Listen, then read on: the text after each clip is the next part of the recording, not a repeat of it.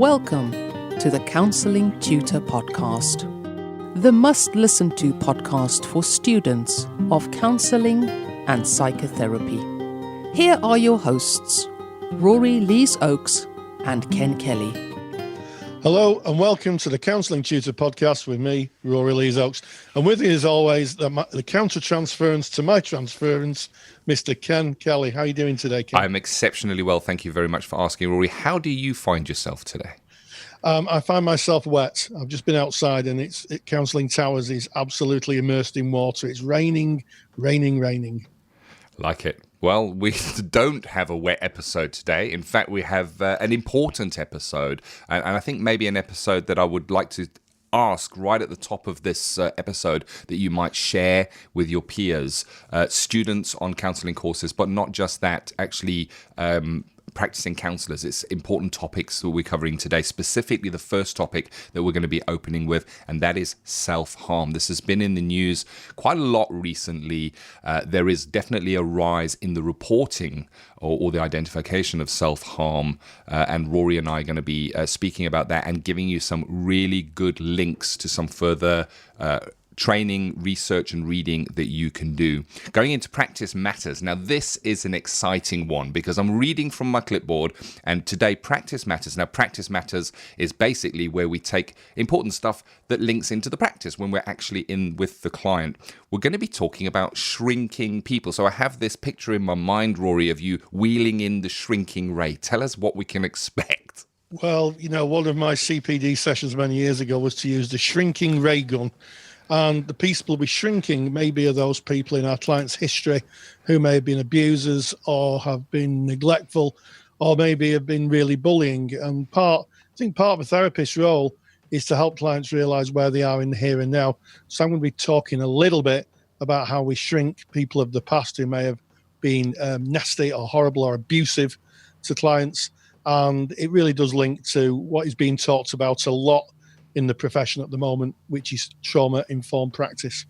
Like it. Looking forward to that one. And we're going to be ending episode 87 of the Counselling Tutor Podcast looking at something which, again, is of the moment if you're listening to us live, and that is placements. And we're going to be speaking about smart placement searching. And it's important that that first word is there, that smart placement search, because getting a placement is very, very important. But getting the right placement, that is more important, and more on that as we get to that section. But starting off with a very, very serious topic, the topic of self-harm.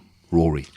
Yes, well, I was drawn to some research done by the British Medical Journal, and if there's anybody doing any research, the British Medical Journal, which is the journal published for the medical profession here in the UK, is one of the most authoritative sources of information you can find, because their research is peerless. It really is, and also it's peer reviewed.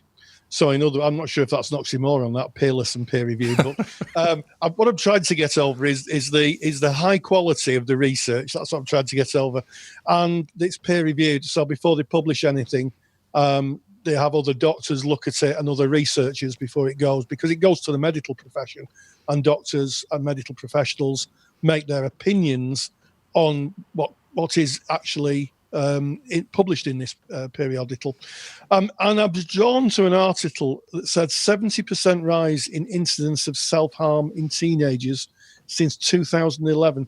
70% rise. Just get that headline figure. 70%. And it's predominantly in children aged 13 to 16. And it's predominantly, although not exclusively, in female students. Yes. Let's put too fine a point on it.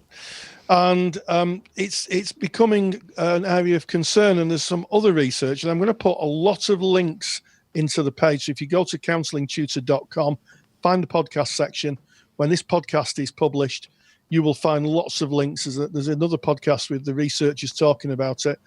If you are in a placement where you're working with children or other professionals, please share this.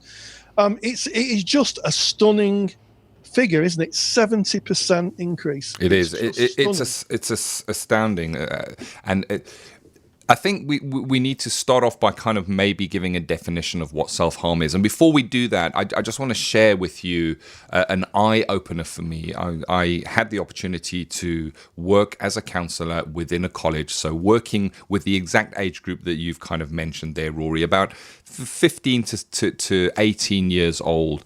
And I was in placement for just a short period of time. I was standing in for a colleague, and I was very surprised that around 70% of the presentations that walked through the room were self-harm related. It really is massive. It was surprising for me, and I instantly went and did some searching about to do some CPD so that I could increase my understanding and my knowledge about self-harm. So you are likely to come across self-harm either from a client saying that they are maybe self-harming, or maybe from a family member or loved one saying that they have a family member that is self-harming. So swatting up on this is important, and it's not a requirement of your course to pass your assignments.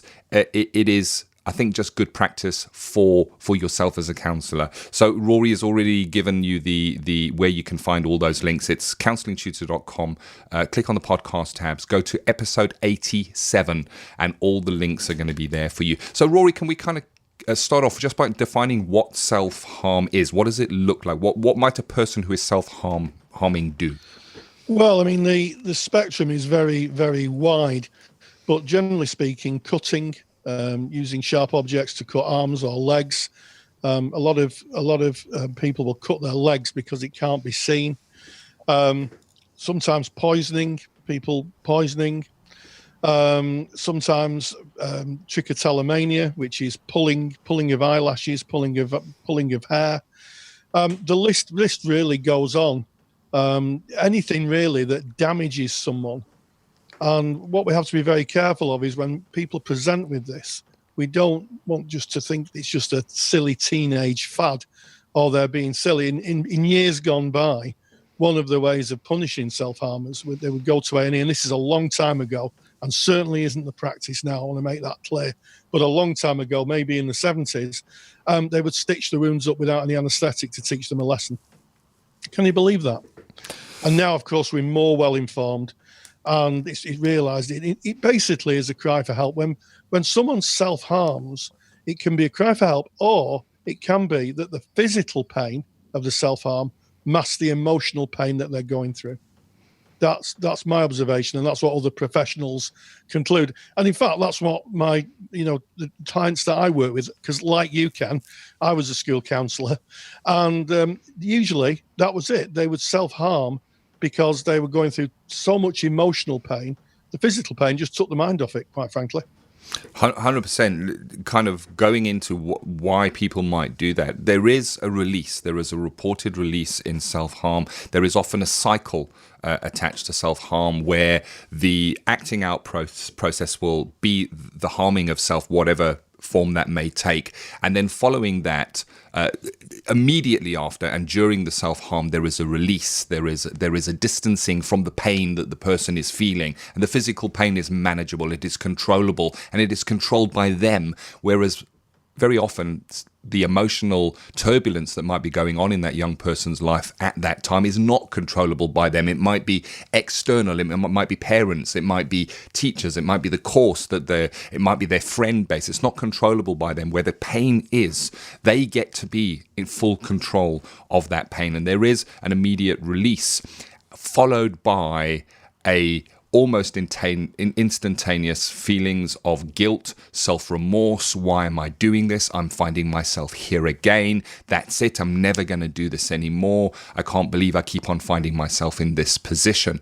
And then there is usually a kind of a little honeymoon period where that's it now. Look how well I'm doing. I haven't done it for a long time. I may have thought about it, but I'm not going back to that until the pressure builds up to the point of breaking point again, where the person feels that their only way of release from that is to re-self-harm, and they find themselves caught in this perpetual cycle. Within that perpetual cycle, you're most likely, and not always, of course, most likely to have somebody present asking for help after a recent self-harm incident where they may be going through that remorse, guilt, shame, what can I do about this. And I think it's really important to be warm, compassionate, understanding, empathic. Rory, when you mentioned that how self-harm was dealt with in the past, really it sent a shudder of disgust through my body.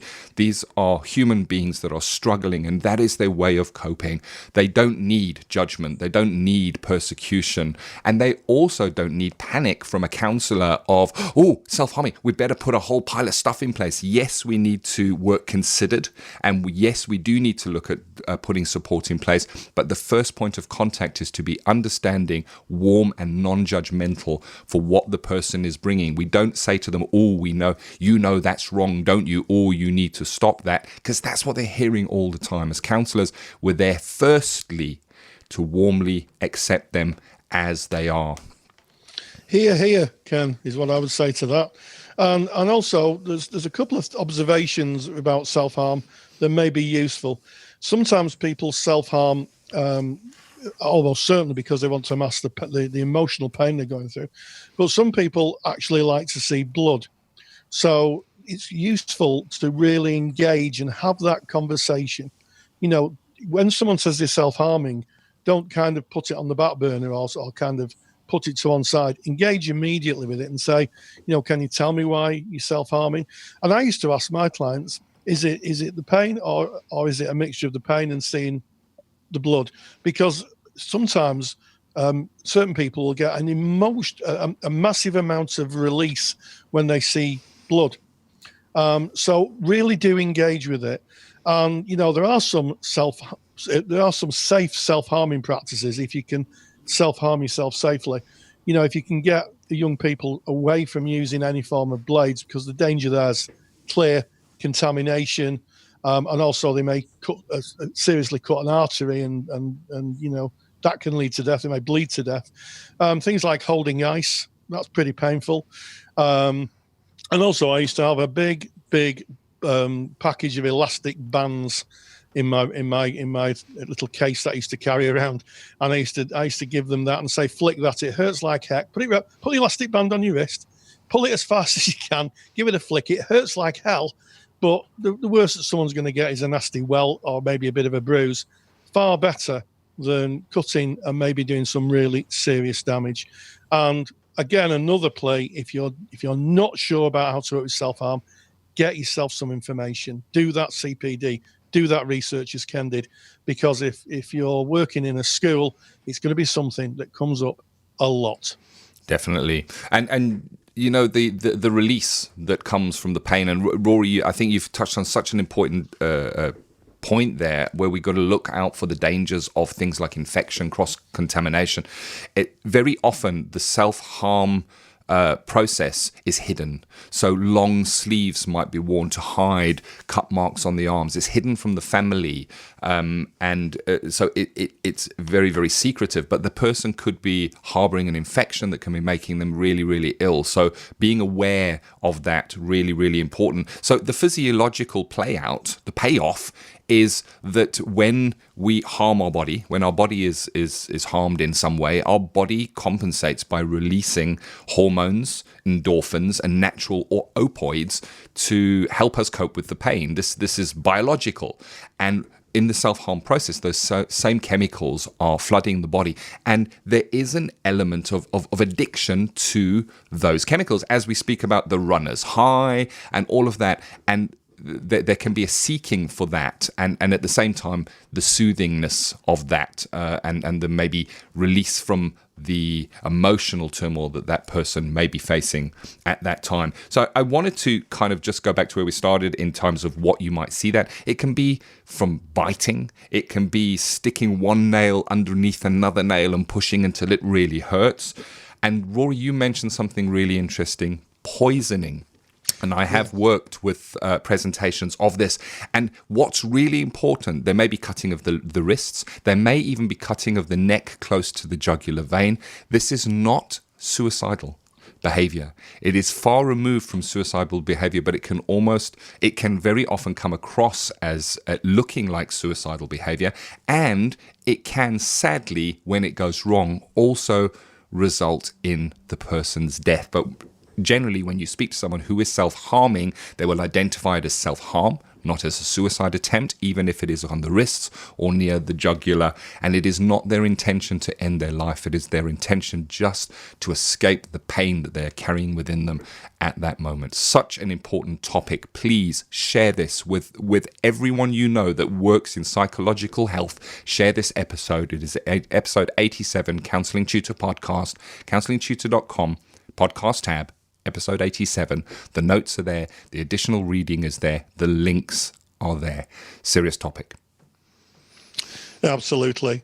And, if you know someone who is affected by this, and almost certainly I think people who listen to this podcast will, help them get some help. There's lots of help out there. And we're going to really pack this episode's pages on the Counselling Tutor website with lots of links for support, because we know it's such an important topic, and one that sadly is becoming, not to put too fine a point on it, an epidemic. Indeed. And Rory and I have had a recent meeting. We get together once a year where we discuss Counselling Tutor. We discuss what our goals are for you, where we're taking the resources and how we intend supporting you. And one of the topics that we did discuss at our recent meeting was self-harm, how prevalent this is at the moment, and how we can add further support. And we are in the process of planning a lecture that will be available in the Counselling Study resource at some point during this year, we hope, on the topic of self-harm, where you may get some more information if you are a member of the Counselling Study resource. So, moving on, because practice matters, and we go into practice matters each episode. Practice matters, we take an element of what we may see in practice. And Rory, today you're bringing shrinking people, and you kind of told us in the beginning that there's no shrinking rays involved. It's more working with a client who may have suffered something where they hold a person, their abuser potentially, or somebody from their past, and that fills up a big space in their life, and it's about maybe shrinking the impact of that person. Have I kind of got the right thread here? You're on the right track, Ken. You're definitely on the right track. Yeah, it's clearly, I guess, again, a case of transference. When someone thinks about something that's happened in their past, they're seeing themselves as they were in the past, maybe as a child, and the abuser as they were in the past, which is usually an adult. But therapy takes place in the here and now. And part of a therapist's role, I believe, is to help the client see where they are in the here and now, and to make them aware that that person in the past isn't the person they were in terms of the power they have over them. So I'm going to be talking about Rory's incredible shrinking ray. Looking forward to that, and we're going to hear more about Rory's incredible shrinking ray after this short message from our sponsor. Take the stress out of your counselling studies and get the support of Rory and I by joining us in the Counselling Study Resource. See how Counselling Study Resource can help you. Visit counsellingtutor.com. That's counsellingtutor.com. First of all, I don't own a shrinking ray gun, so sorry about that. However, there are times in therapy where it is useful to help clients shrink people who may have been hurt them or abused them in the past. Shrinking is basically helping clients exist in the here and now and not be overwhelmed by images or reflections of the past through the phenomena known as transference. And transference is where we're transported back to the past with all the attendant thoughts and feelings. Let me give you an example. A few years ago, while out shopping, my wife pointed to a frail old man and reflected that his name was, Bill Smith, we'll say. And did I remember him? Instantly, I was transferred back to my school days over 45 years ago. He was a particularly brutal teacher who delighted in hitting boys with a cricket bat. For a few seconds, I was consumed by the thoughts and feelings I had as a schoolboy who attended his classes all those years ago. Yet seeing this frail old man with a walking stick brought me back to the here and now, and the reality that he had no power over me. In fact, should I have sneezed particularly loudly near him, I suspect he would have fallen over. If I hear his name again, it will be the image of a frail old man I'll recall, not the young athletic teacher with a cricket bat. And that really is the power we can help our clients harness in therapy. Did you see what I did there? By thinking of him as a frail old man, I've shrunk him. he's a smaller person. And I'm not thinking about the past, I'm thinking about the here and now. So how do we achieve this in therapy? Well, the first thing is if a client feels vulnerable in the therapy room, talking about an abuser, remind them they're in a safe space. This is just so important, because by reminding clients they're in a safe space, you keep them in the here and now. Sometimes for clients, it's almost like they're in a form of a time machine when they're talking about something and they're transported back. This is sometimes called disassociation, where sometimes clients start to disassociate. They may stare into the middle distance as they're thinking about what happened in the past. They're not in the here and now. And crucially, they're not the adults they are now. They are the children they were. So it's really useful to make sure that clients realise that the therapy room is a safe space, that they can talk about things and they're talking about it in the here and now as an adult. Sometimes it's useful reminding the client they're no longer a child, and as an adult they hold the power. It's amazing the vestiges of the past that people carry into their adulthood. I've lost count of the times I've said to clients that, you're an adult now, and as an adult you have the power. And this can sometimes be quite surprising to clients who still have those vestiges of feeling like a frightened child. But if this is supported and this idea is put to them, it's actually the truth. And it's amazing how many people can actually see that they're actually a different person. They're not the person they were in the past. Gently reflect to the client that the person holds no power over them now and that they're in control. I think this is so important. The vestiges and the connections of the past can be very, very powerful. But as a therapist saying to the client, this person has no effect on your life anymore. They're not in your life anymore.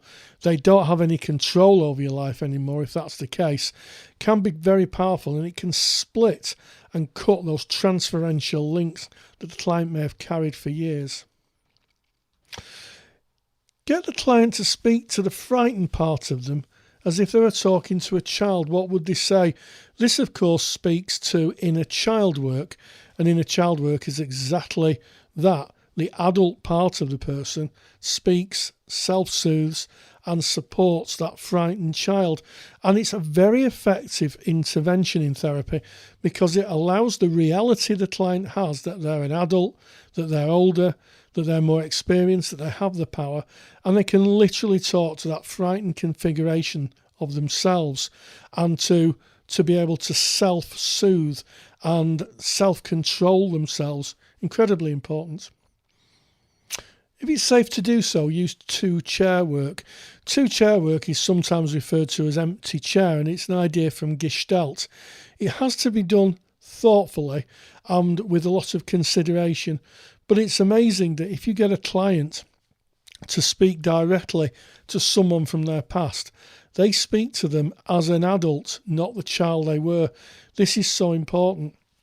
And as they speak and talk to this person, who of course isn't in the chair, which is why it's called the empty chair, they can say exactly what they want, a luxury that wasn't afforded to them in the past. And I've experienced lots of people using empty chair work, both as a trainer, a student and a therapist. And I can tell you it's mighty powerful. The ability to be able to talk to someone, get your point across, and to be able to take full control, basically, while the other person can't say anything because they're not there. So two-chair work can be really, really useful. Finally, by helping the client stay in the here and now, as the adult they are, you don't really need a ray gun to shrink abusers from the past.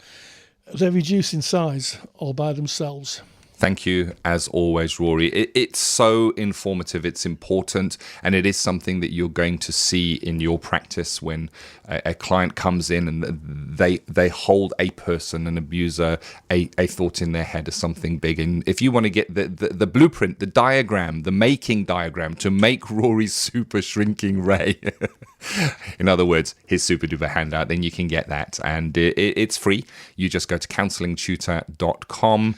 click on the podcast tab, go to episode 87. That's this episode. All the links discussed in this episode are available there, and you can download Rory's handout from right within the page at no charge, just by putting in your email, and we will send that to you. Of course, if you are a member of our paid-for resource, which is called the Counselling Study Resource, well, that has already been added to your resource handouts vault. You can just log in and access it. It is there awaiting for you. If you're wondering what the Counselling Study Resource is and how you can join to help support you during your counselling training, more information of that will be at the end of our episode. But we're now going into our final topic for episode 87, and that is placements, but not just placements, smart placement search. It's the right time of year, Rory. It is, and I had a lovely conversation on our Facebook page, and if you don't know what our Facebook page is, then really you should be there. If you search Facebook and put in Counselling Tutor, you'll find two pages. One is a closed group with over 19,000 like-minded people in. All you do is click to join and we'll let you in. And the other is our business page. And if you like what you hear, give us a review and give us a star. We always like that. No, 5 stars, please. Not one. We don't like 1 star. Yeah, if you have 5 stars, that'd be lovely. So, looking for placements. And on this little conversation I had in the Facebook page, someone had been struggling for placements. And it was interesting. They did a Google search, and the Google terms they put in wouldn't have been very helpful at all. So I just gave him a little Google search, and I just told him to put charities plus counselling plus where he lived. And just click on it. And he said, wow, he said the whole thing opened up. And it does remind me many years ago when I was working for an organisation. I was qualified, and he had a cafeteria in the base. And someone came in and asked the cleaner, the cleaners were just doing the cleaning up because it was the end of the day, if there was any placements. And the cleaner said no, because he'd asked the wrong person. So we're going to talk about smart placement, how to find them. And my top tip is, first of all, actually tutor. Good training organisations should have solid links to placements, because they should be liaising with them. It's part of the triangle of placement, college, supervisor. That triangle should be really strong, and everybody should know exactly who the trainer is, who the placement is, who the supervisor is. So the first place really is ask your trainer if they've got a list of placements. I think that's a good starting point. It is, and when you have that list, you then have some choice of agencies that you may wish to contact. And I'd like to address mindset on this. Both Rory and myself work as clinical supervisors, and we will work with supervising placement counsellors that are maybe doing their placement in agencies. And you get to hear kind of what that journey is like. And of course, that is a confidential conversation. But what I can share with you is that not all placement agencies are equal. It's about you and your practice. Keep that in mind from the very moment you sit down for your very first hour with your very first client as a placement counsellor. You are in practice, and it is your practice. You are the counsellor, and you are in practice in your placement. And you need to make decisions on how your practice is going to look. And it's important that you are supported. It is really important not that you just get a placement, that you get the right placement that is going to have the support around, that is going to act ethically in the interests of your clients, because that's what you would do in your practice. So examine their policies and their procedures and ask questions when you get to interview, and you make the decision, is this somewhere that I wish to do my placement? There's often the thought of, oh, they are honouring me by letting me come and ply my skills in their placement. Well, you're working for no fee, and you're bringing the expertise that you are learning on your course that you are paying for. You have a lot to offer. No agency is doing any placement counsellor a favour by giving them a placement. It is a mutually beneficial relationship for you and the placement agency, and it needs to be that. You need to be supported. You need to be held. It needs to be a professional environment where there is accountability, policies, procedures that reflect the ethical framework to which you work. So ask questions when you go to interview. Absolutely. And I can remember on my first interview for a placement, it was a group interview, and there's lots of people there. And there was a qualified practitioner who was going for accreditation, and she turned up for a placement because she wanted to get her accreditation I was in. And I was sat next to her having a conversation, and I hadn't even got into practice. I was not only wet behind the ears, I was positively dripping. And I can remember her saying, she went in and she said, "Can I see the rooms?" Oh, yes. Love it. Can I see the rooms? And I was like, "Oh, how brave's that?" In this voice, "How brave's that?" and when I became a lecturer, I used to go and ask them to see the rooms. No one should have anything to hide. So if someone came to my practice and said, "Can I see the rooms?" I'd say, "Of course, come in, have a look. Is there anything you're looking for particularly?" And I think it's really, really important. So the first thing is make sure that it's a place you'd be happy to be counselled in. And if you're not, then you've got to ask the question, would you want that for your clients? 100%. And there is so much. I think it's worth, before going into placement, making a list of questions that are important to you and to your practice. Think about you, think about your practice. Maybe in your mind, think about yourself 5 years from now, and what does your practice look like? Well, for you to get to that picture you have in your mind, certain things need to be in place. Ask the questions at placement interview whether they are in place and if it is a good match for you. Yeah, and another top tip is all you need for this is a pen and paper, and to turn up on the day when maybe another training group, because most colleges run a first and a second year diploma. So turn up on the day the second years are in, wait until they go for their lunch, and then wander around with a piece of paper and go, "Hello, I'm Rory, I'm doing the first year. Where's your placements?" Yes. Start making a list. Yes. And they'd be happy, and also they'd love to see someone from the first year as well and catch up. But just go in and say, "Where's your placement? Make a list and get a view. Is it all right? Are the people nice? Are they supportive?" And you can get a real sense before you go in. That's another top tip.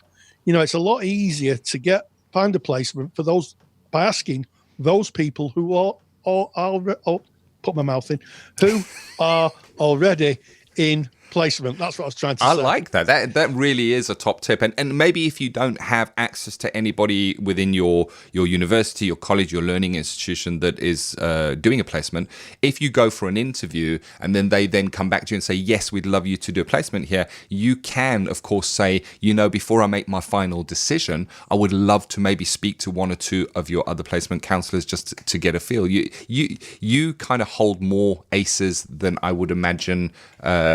Hold on a second. It's my turn to change gear here, Rory. I'm now presuming what everybody is thinking.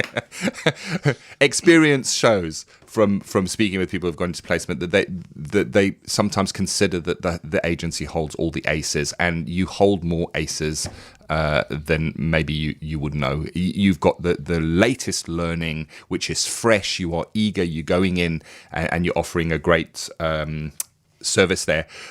Couple of things when you are looking for a placement. So this is when you get to interview stage. There is the consideration that placements are very, very rare and very difficult to get. And I think this is a myth. And I can explain why I think that this myth has been propagated and is passed around. Is you may contact an agency and you may leave a message on an answer phone saying, "Hey, my name's Ken and I'm just coming up to the part of my course where I can go into placement, and I would love to find out if I can do a placement at your agency." And then you hear nothing back. Shock, horror. So there is that consideration of, "Oh wow, it's really tough. I've phoned 3 agencies and I haven't had one reply."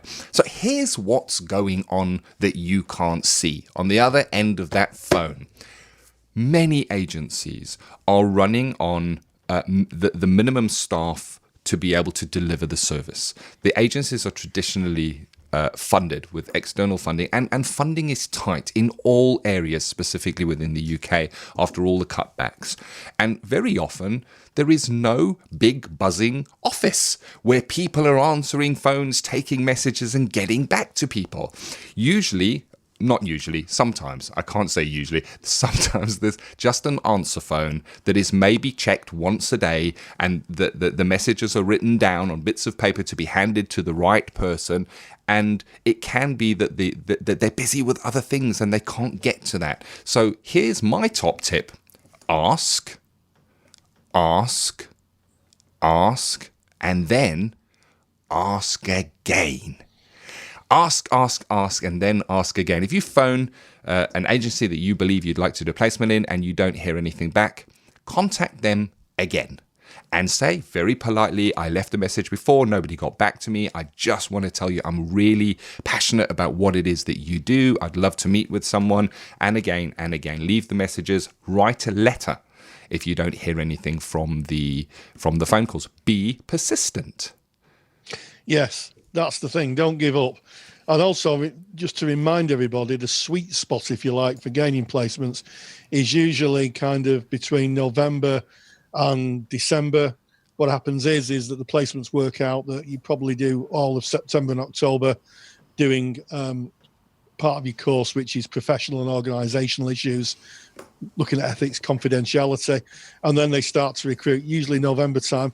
And also another sweet spot is at the end of the academic year, and the reason for that is because people are leaving. They get their 100 hours in, and they may want to take a break out of practice, or they may get jobs and move on. And that gives, just before the holidays, that gives a bit of a gap in provision. So those are my top tips, really. You know, certainly November time, and also maybe June and July, just before people are going on holiday, contact them again, because that's when practice managers will be looking at counsellors leaving and having to keep the service going. So give it a go there. I've got one last a takeaway, and this is a personal one. That those who have listened to Counselling Tutor podcast for some time maybe have an idea that I'm passionate about counselling skills. It's kind of my area of passion and focus. One of the questions I would highly recommend that is asked when going to a placement is, what is your policy around the recording of sessions with clients? Ask them, and I'll tell you why. If you record your sessions, if you are able to get permission from the agency within a boundaried contract and from the client that you can use those recordings for your own development and for reflecting back on to kind of look how your skills are developing, and maybe even for using parts of that, because you're likely to be writing case studies on real client work, obviously removing all the identifiable data for your final portfolio assignments, etc.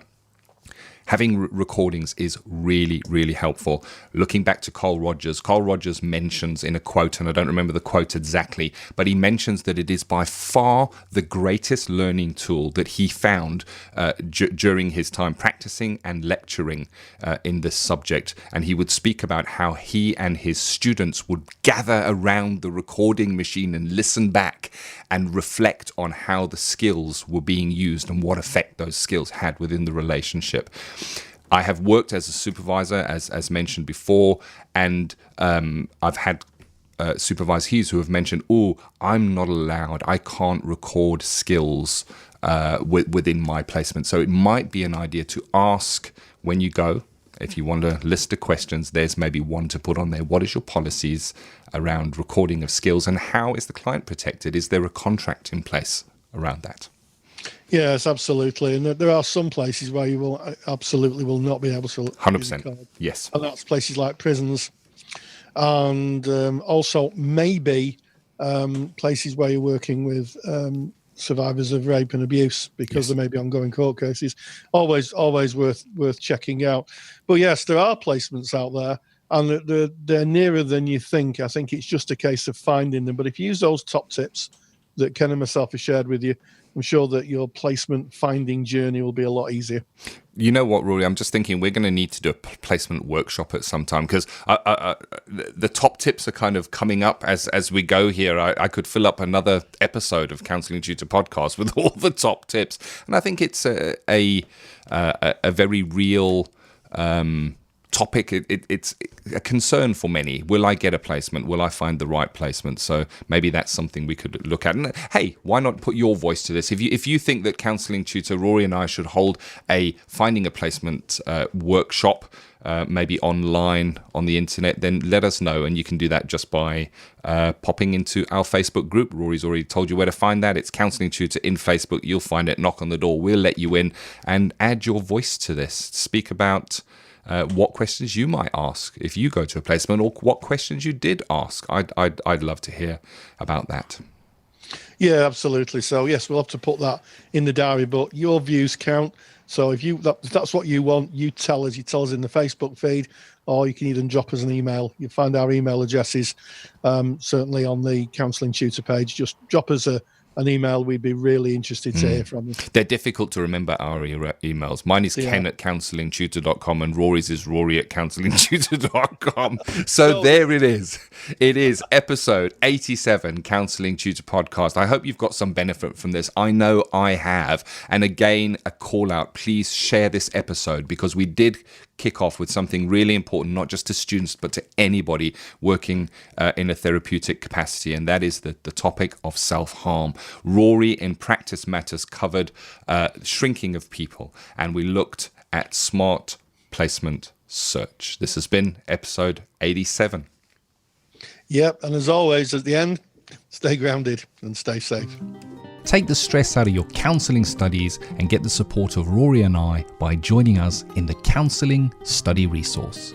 Counselling Study Resource, or CSR for short, is the world's most comprehensive assignment guidance and study support resource for students just like you of counselling and psychotherapy. See how Counselling Study Resource can help you. Visit counsellingtutor.com. That's counsellingtutor.com. Thank you for listening to the Counselling Tutor Podcast. Find the show notes for this episode on our website at www.counsellingtutor.com.